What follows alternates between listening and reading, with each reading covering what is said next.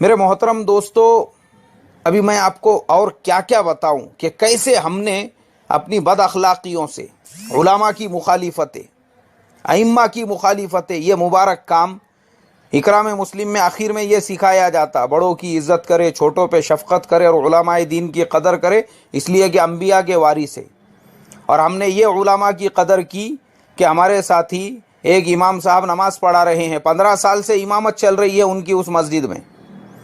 عشاء کی نماز کے اندر دوسری رکعت میں بیٹھے نہیں، وہ دوسری رکعت میں جو نہیں بیٹھے، دوسری رکعت یعنی پہلا جو قاعدہ ہوتا ہے، میں ہمارے مکتب کے چھوٹے چھوٹے بچوں کو سکھاتا ہوں، نماز کے جو واجبات ہیں ان کو بھی یہ چیز معلوم ہے کہ پہلا جو قاعدہ ہے وہ قاعدہ نماز کے اندر واجب ہے، اگر وہ چھوٹ جائے اور سجدہ سہو اگر کیا جائے تو سجدہ سہو کرنے کی وجہ سے وہ قاعدے کی بھرپائی ہو جائیں گی، اس لیے کہ فرض نہیں ہے، وہ پہلا قاعدہ ہے۔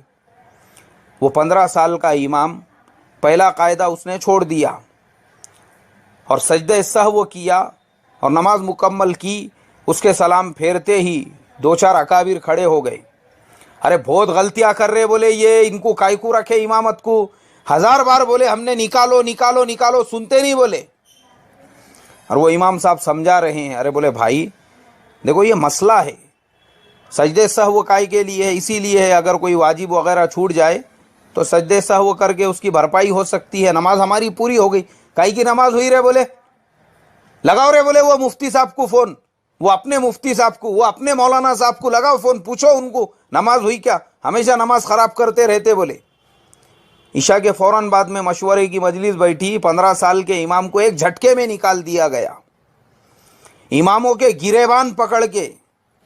مسلوں پہ سے کھینچا گیا۔ یہ ہمارے تبلیغ کے ساتھی، یہ تبلیغ ہو رہی ہے، یہ اکرام مسلم میں سکھایا جا رہا ہے علماء دین کی قدر کرنا، یہ قدر ہو رہی ان کو، مسلوں پہ سے گریبان پکڑ پکڑ کے کھینچا گیا ان کو۔ اللہ تعالیٰ کی ذات کیسے برداشت کرنے والی تھی، اسی لیے یہ عذاب آیا ہوا ہے، آج ایک دوسرے کی جان کے دشمن بنے ہوئے ہیں۔